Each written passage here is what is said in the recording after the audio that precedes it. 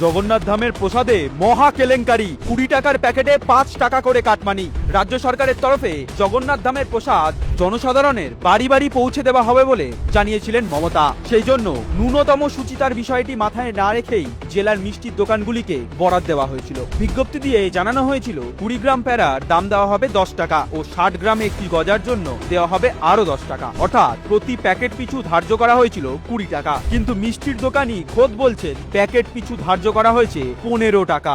Packet আপনার 15 টাকার আশপাশ। নির্মমতা পেজে আমরা আগেই আপনাদের জানিয়েছিলাম তৃণমূল এই প্যারা গজার টাকা থেকে কাটমানি নেবেই নেবে। জেলায় জেলায় তৈরি হবে এই প্যারা গজা। সেখানে লোকাল নেতারা টেন্ডার পাওয়া মিষ্টি ব্যবসায়ীদের থেকে কাটমানি নেবে না এমন স্বচ্ছ নেতা তোলামূলে পাওয়া কঠিন তো নয়, বরং অসম্ভব। তাছাড়া জেলায় জেলায় প্রচুর নেতাদের নিজের বা পরিবারের সদস্যদের মিষ্টির দোকানও আছে, আর এই মিষ্টি তৈরির বড়া তৃণমূল নেতারা পাবে না সেটা নিশ্চিত করে কে বলতে পারে? এই প্যারা গজা থেকেও লক্ষ লক্ষ টাকা পকেটে ঢুকবে তোলামূল নেতাদের। ভাবুন দুর্নীতি কতটা রন্ধ্রে রন্ধ্রে। প্যারা গজা বিলির জন্য কার্যত বাধ্য করে হিটকোর মাধ্যমে মোট 42 কোটি টাকা বরাদ্দ করা হয়েছে। তাহলে ভাবুন এই 20 টাকায় 5 টাকা করে কাটমানি নিলে এখানেও 10 কোটি টাকার বেশি লুটের প্রবল সম্ভাবনা। বুঝলেন তো? বেনিয়ম দুর্নীতি সর্বত্র।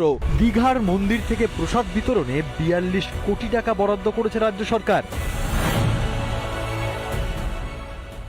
সাধারণত মিষ্টির দোকানে তৈরি মিষ্টি ভগবানকে নিবেদন করার পরই সেটা প্রসাদ হিসেবে সকলে গ্রহণ করে থাকে। দীর্ঘদিন ধরে এই প্রথাই হয়ে আসছে, কিন্তু এক্ষেত্রে মহাপ্রসাদ মিক্স করে সেখান থেকে প্যারাগজা তৈরি করা হচ্ছে। আর এই প্যারাগজা তৈরি করছে সংখ্যালঘুরা। মুর্শিদাবাদের ইসলামপুরের টিপটপ মিষ্টান্ন ভান্ডারের দোকানি জানিয়েছেন সেই প্যারাগজা হালাল করা। ভাবুন এ কোন অনাচার!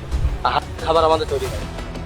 হালাল করা প্রসাদ শরণার্থীদের দেওয়া হচ্ছে। ভাবতে পারছেন? আপনার অজান্তেই আপনার ধর্ম নাশ হচ্ছে। আর সেই প্রসাদের মধ্যেও মমতা তার বাঁ হাত ডান হাতদের দিয়ে লুটের সিস্টেমের ধারাবাহিকতা চালিয়ে যাচ্ছে। দুর্নীতি রন্ধ্রে রন্ধ্রে। এবার ভাবার সময় এসেছে। ভাবুন একটাবার, শরণার্থীদের ভাবাবেগে আঘাত দিয়ে প্রসাদের টাকাতেও লুট। এরপরও তোলামুলিদের ভোট দেবেন?